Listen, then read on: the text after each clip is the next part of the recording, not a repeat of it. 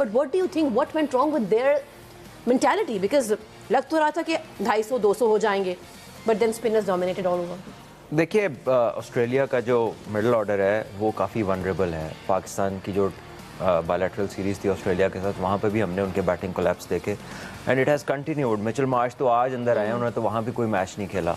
उन्होंने आते ही एक अच्छा स्टार्ट प्रोवाइड किया, बल्कि ट्रेविस हेड भी आज थोड़ा फॉर्म में थे और उन्होंने 104 रन।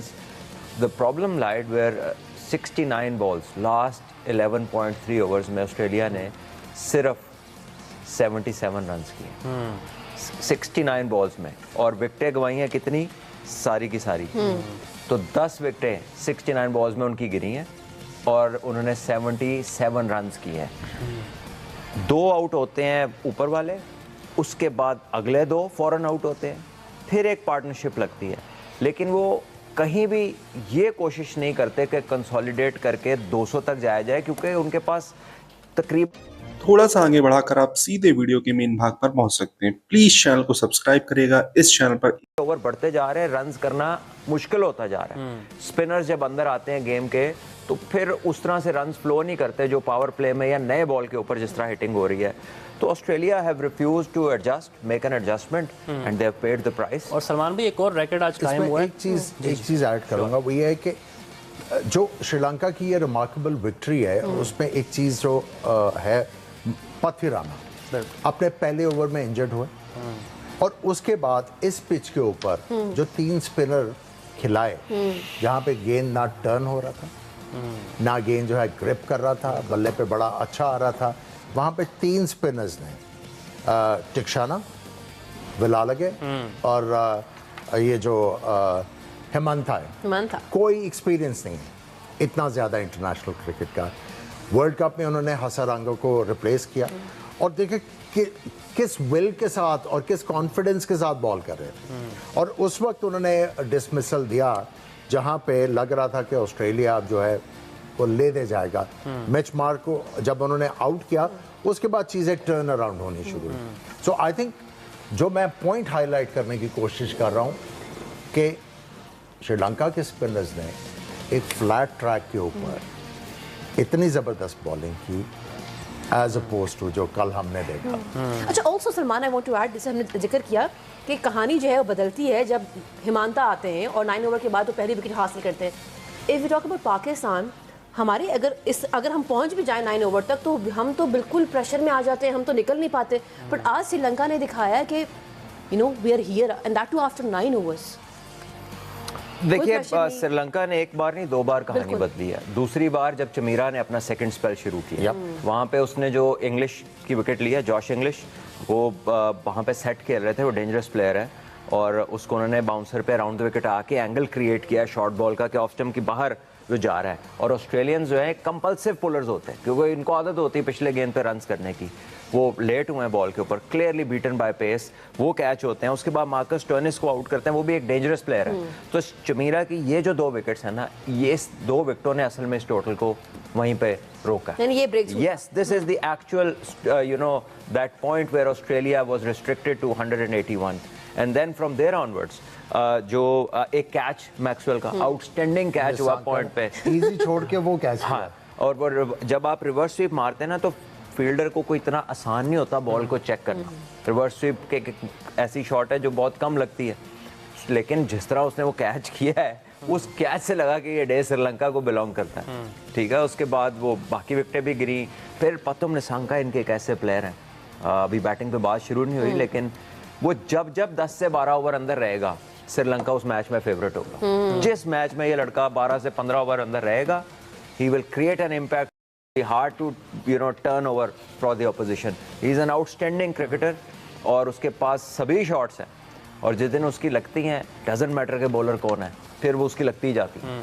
और सलमान भाई, अगर हम बात करें, कुशाल मेंडिस की रैकेट है आज बैक टू बैक 350s। अगर हम बात करें आयरलैंड के खिलाफ 56, ओमान के खिलाफ 61 रन, तो आज भी उन्होंने एक हाफ सेंचुरी स्कोर कर दी। अपना तसलसल उन्होंने बरकरार रखा है गेम में, ये कितना पॉजिटिव देखते हैं? देखिए, ये होता है रिस्पॉन्सिबिलिटी लेना, कि अगर आपकी फॉर्म लगी हुई है ना, तो तो फिर आप क्या ये जिम्मेदारी है कि आप अपनी टीम को कैरी करें। ये जो हम पिछले दिनों बात कर रहे थे ना कि हम देखते हैं प्लेयर्स इम्पैक्ट की बातें कर रहे हैं, आया वो अपना 20-25-30 करो और निकलो अब अगला देखेगा। ये प्रोफेशनलिज्म नहीं है, दिस इज प्रोफेशनलिज्म कि अगर आपके बल्ले में गेंद आ रहा है, if you are sighting it good, तो then it is your responsibility कि आप मैक्सिमम ओवर खेलें और जितना फ़ायदा आप अपनी टीम का कर सकते हैं वो आप करें। क्योंकि जब सामने उसके इतना अच्छा निशांका खेल रहे हैं, is taking care of the run rate, तो फिर इधर वाले के तो वैसे ही आसानी हो जाती है। प्रॉब्लम तब आती है जब आप शॉट टू शॉट मैच करने की कोशिश करते हैं, जब आप with in the team match डाल लेते हैं ना कि इसने छक्का मारा है मैं भी मारूं, इसने चौका मारा है मैं भी मारूं, जो चीज़ आपको अपनी टीम में नजर आती है। आपने पाकिस्तान का जिक्र किया ना, हमारा प्रॉब्लम क्या है, हम समझते हैं स्कोर ही सिर्फ छक्के का मिलना वर्ल्ड कप में, बल्कि T20 क्रिकेट में हमारे इधर बातें भी यही हो रही हैं। हमारे इधर जो हम देख रहे हैं ना कि टेक्निक निगलेक्ट हो रही है, टेम्परामेंट नाम की चीज़ कोई नहीं है, बैटिंग को हम समझ ही नहीं रहे। बैटिंग का जो असल आर्ट ऑफ बैटिंग जो है ना वो है कि you are able to score with minimum risk and score big. ठीक है, हमारे यहाँ बातें क्या हो रही हैं, यार अपना करो 20-25, T20 में इतना ही होता है, 2-4 हिटें लगाओ, 150-200 के स्ट्राइक रेट पे खेलो, फिर अगला आएगा, फिर उसकी रिस्पॉन्सिबिलिटी है। No sir, this is wrong. ये बातें जो आप लड़कों को बता रहे हैं, you are actually making their foundations week.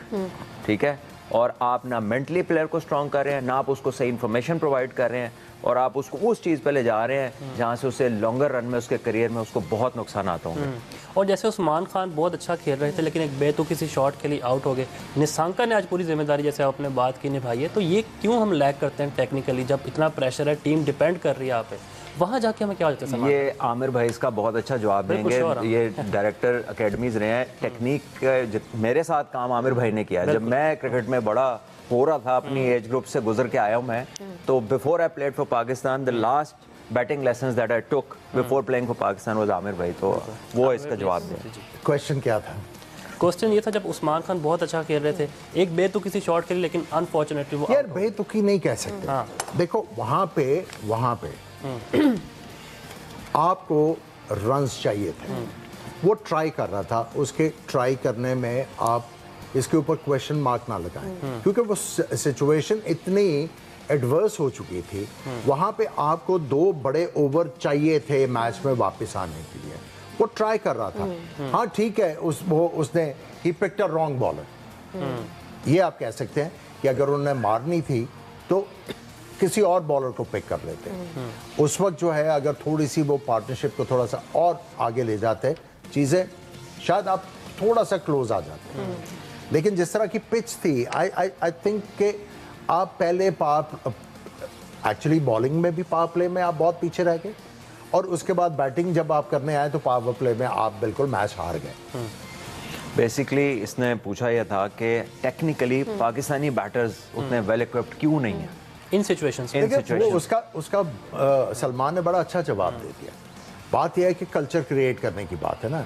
जब आप कल्चर ये क्रिएट करेंगे कि ओए ओए वो छिके बड़े आला मारता है, खड़ा दो, वो तेज बड़े गेंद करता है, खड़ा दो। जो टेक्निक, डिसिप्लिन, टेम्परामेंट और मैनेजमेंट, देखिए अगर एक बैट्समैन की आप इनिंग्स की बात करते हैं तो वो इनिंग्स को मैनेज करना आना चाहिए उसको, कि यहाँ पे मैंने ये करना, अगर मैं उसमें पीछे रह गया हूँ तो मैंने उसको जो कॉम्पनसेट किस तरह करना, कौन सा गो टू बॉलर है मेरे लिए जिसको मैं अटैक करूँगा और उसके ऊपर रन्स बन जाएंगे। हाँ, आप उस्मान की ये बात कर सकते हैं कि जब आपने अक्षर पटेल के खिलाफ इतने चौके मार लिए तो अब वो भी तैयार है, कि अब मैंने जो है इसको हिलने नहीं देना, मैंने इसको आउट करना है, क्योंकि बहुत ज़्यादा मेरे ऊपर अटैक कर रहा है। उसमें उसने चांस दिया। सिंपल सी बात यह है कि बॉलर भी जो है उसको ओवर मैनेजमेंट आनी चाहिए, उसको स्पेल मैनेजमेंट आनी चाहिए, उसको अगला जो उसके साथ बॉल कर रहा है उसकी साइकी का भी पता होना चाहिए और बैट्समैन को भी पता होना चाहिए।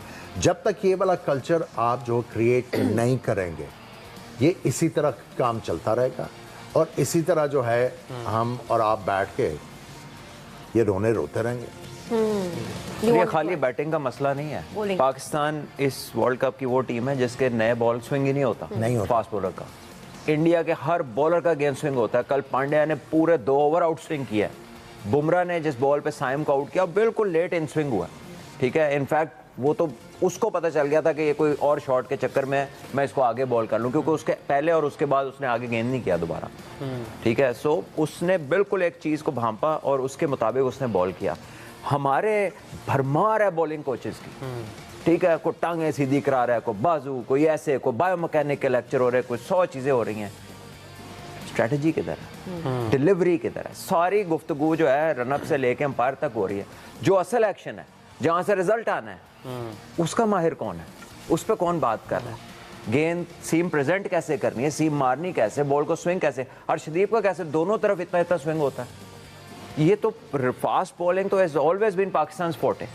इफ एनीथिंग हम लोग उसमें बहुत नीचे गए हैं, rather than you know live up to the legacy.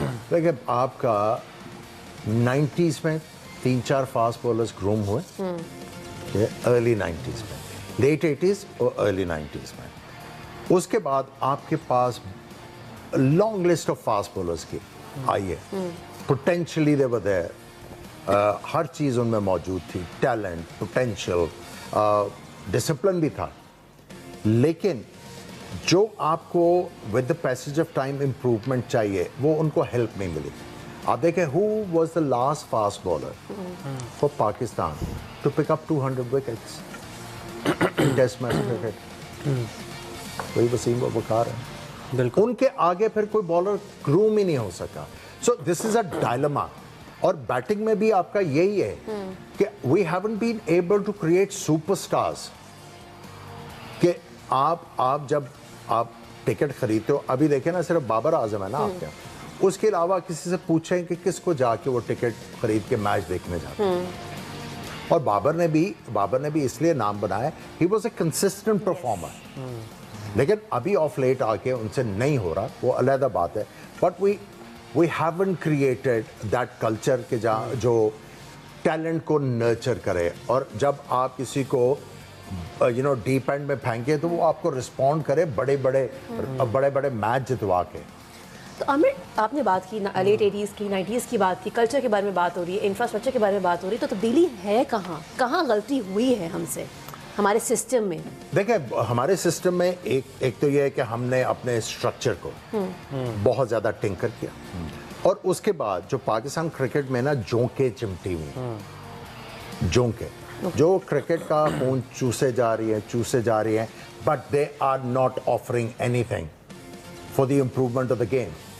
आज भी आपकी वही है, 10 साल पहले भी वही थी, उससे थोड़ा अर्सा पहले हम गया हमारा ग्राफ ऊपर, लेकिन in last decade and half आप डिटीरियरेट करते ही जा रहे हैं। और उसकी वजह यही है कि जो आपका सपोर्ट स्टाफ है, दे आर नॉट केपेबल। अगर केपेबल होते, जितने भी लोग ये क्रिकेट के साथ मुंसलिक हैं, अगर ये केपेबल होते, आज आपकी क्रिकेट इतने नीचे ना होती। Then who is responsible for this? बता दिया ना, केपेबल नहीं है ना लोग, सपोर्ट सिस्टम केपेबल नहीं है, सिस्टम में नहीं है केपेबल। बच्चों को किसने ग्रूम करना है, बच्चों को किसने बताना है कि इम्प्रूव किस तरह करना है? देखें एक कोचिंग मैनुअल है ना, उसमें आप एक को कहेंगे ये ले पढ़ ले, तो उसको भी थोड़ी बहुत समझ आ जाएगी। अगर आप कोचेज या दूसरे लोगों को लेके आ रहे हैं, वो आपको ये बताएगा कि आपकी टेक्निक में झोल क्या है। अगर आपकी टेक्निक ठीक है, आप रन्स क्यों नहीं कर पा रहे?